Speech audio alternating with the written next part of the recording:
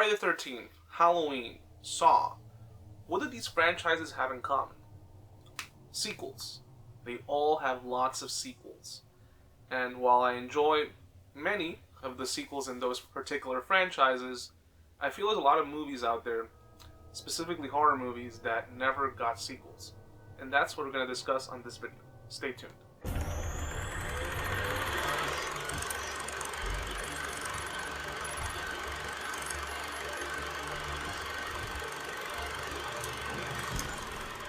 I find it crazy that you can slap final into a horror movie, and that doesn't matter. You're going to get a sequel anyways. It doesn't matter. Jason Goes to Hell, The Final Friday. Saw, The Final Chapter. Friday the 13th, Part 4, The Final Chapter. They did it twice. They did it twice. Studio executives were like, ooh, we're making a lot of money with this final chapter. Let's make more movies. And that's probably what ended up happening. But I wanted to talk about sequels that never happened. For one reason or another, they just did not happen. And these movies, it's not like they didn't make money. These movies were actually profitable. But either they are in development hell, directors left the project, or maybe they actually might come about sometime in the future. But for now, these movies don't exist. But I know there's a lot of people out there who want to see them. So let's start with number 5. Number 5 is World War Z 2. I really would love to see a sequel to the first movie. And for a long time, they were talking about creating a sequel. But for whatever reason, it has never come to fruition, and it seems like it might never happen. The first movie came out in 2013, and that movie in itself had a troubled production. The last half of the movie, the whole third act of that movie, was reshot. It's a miracle that that movie ended up becoming such a hit, and ended up becoming such a good movie as a whole. Specifically that last part, because originally, I believe, the last part had a completely different ending involving like an actual war, but it wasn't working with either the screen tests or the executives weren't liking it. I don't know the whole story, but I do know that they reshot the whole third act. And I like what they ended up doing. As of 2020, there is no World War Z 2. Hopefully sometime in the future, we'll hear some news about it. Number 4 is another zombie movie.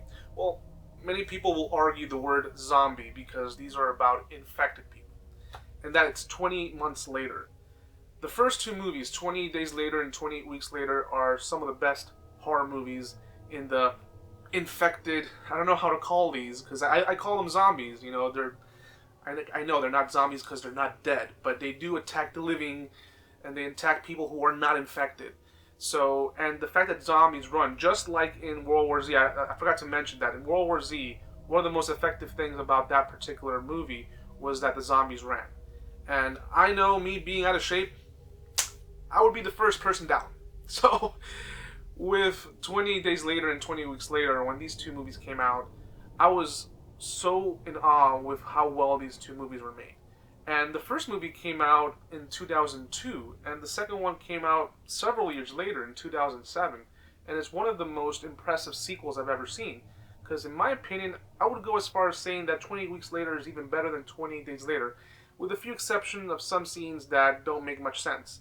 But two great movies. Danny Boyle, who directed the first movie, he didn't come back to direct the second movie, but he was going to come back for a third movie.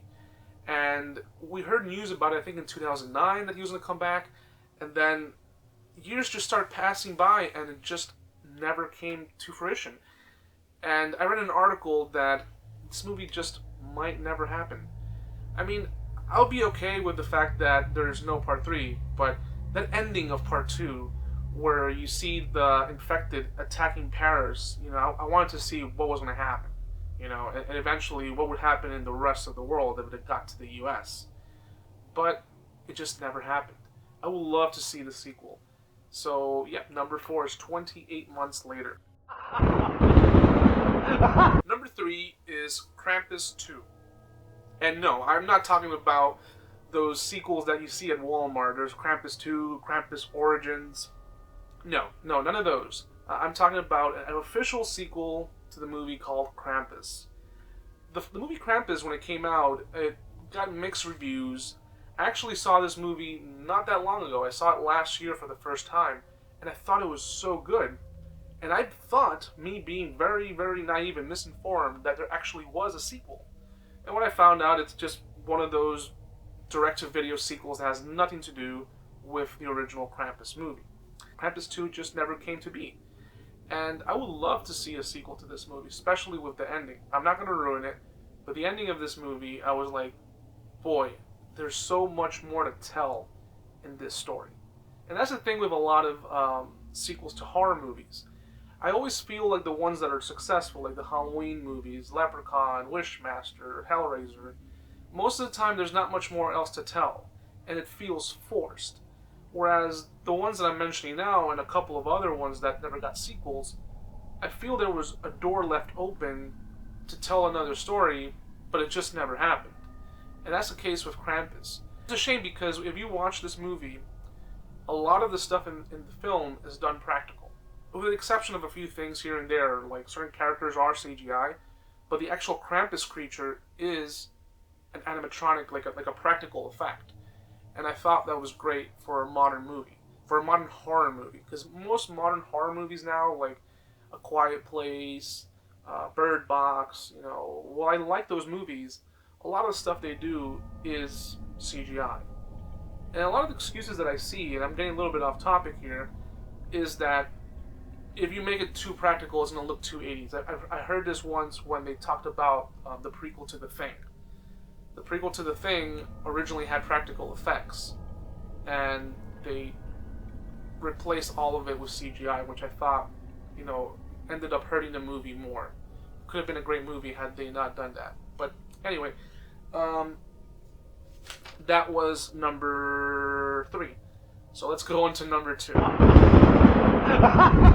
Number 2 is a movie directed by Fede Alvarez, and if that name sounds familiar, he's the guy who directed Don't Breathe. And Don't Breathe is getting a sequel. I loved Don't Breathe.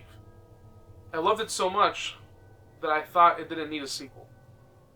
And I read the synopsis to the movie, and they're making the villain of Don't Breathe into kind of like an anti-hero.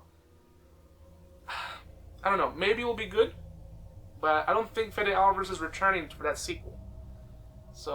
But he does have one movie that he did that does deserve a sequel, and that's Evil Dead. This is a great remake. This is a really, really good remake. I was so surprised at how good this was.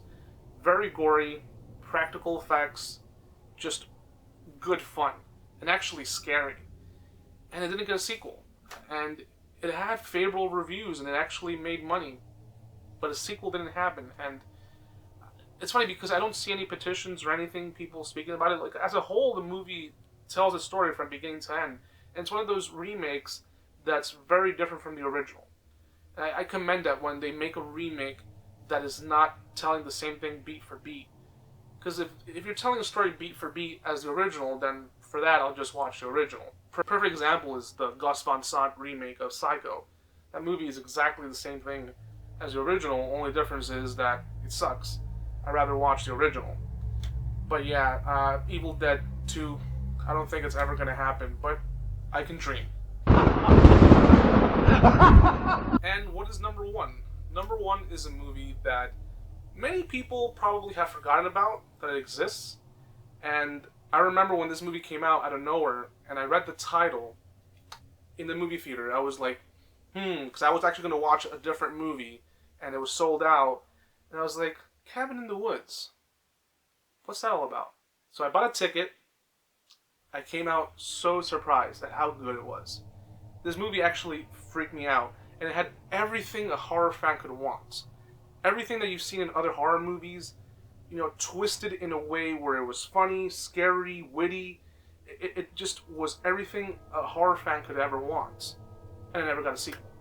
And I'm okay with the fact that there isn't a sequel, but at the same time, there's like, I want more. I want to know what happens after that ending. I'm not going to ruin it, but that ending was like, oh, this is really good. And I'm not going to ruin the ending, but after you watch the ending, you're like, oh my god, I want to know what happens next. And it's left up to the imagination. We just never got a sequel. But it would have been amazing if it did got a sequel with the same director, same writers. It could have been great. And who knows, maybe many of the movies I'm mentioning might get sequels down along the road, probably straight to streaming. Because that's what I'm noticing now with TV shows. TV shows are being revived that were either canceled or had long ended years ago, and now they're being revived. And I think maybe in the future, these particular movies that were either mildly successful or just didn't have the critical acclaim that they were expecting might get sequels either to Netflix, Hulu, or some streaming service, because that's kind of becoming more the norm. You know, we're seeing more stuff going to places like Shudder. So those are the 5 movies that I would love to have seen sequels to. Let me know, what are some horror sequels that you would love to see that never came to be? Let me know in the comment section down below. Also, yes, on Friday we're going to get another video, and that's the video where I'm going to be talking about never paying full price for physical media. I don't believe in paying full price for pretty much anything, but specifically physical media. And I'll tell you briefly here why. Because physical media, the value depreciates so quickly. It has no value. It's not like other things like, let's say gold or something vintage that actually, like a baseball card, it always increases in value. DVDs don't. Even the ones that are out of print. And you might argue with me about this, but I'll be leaving that on Friday, so stay tuned. Thank you guys for watching this video. Make sure to leave a thumbs up, and if you haven't subscribed, please do so. It helps the channel. Anyway guys, take care. Bye.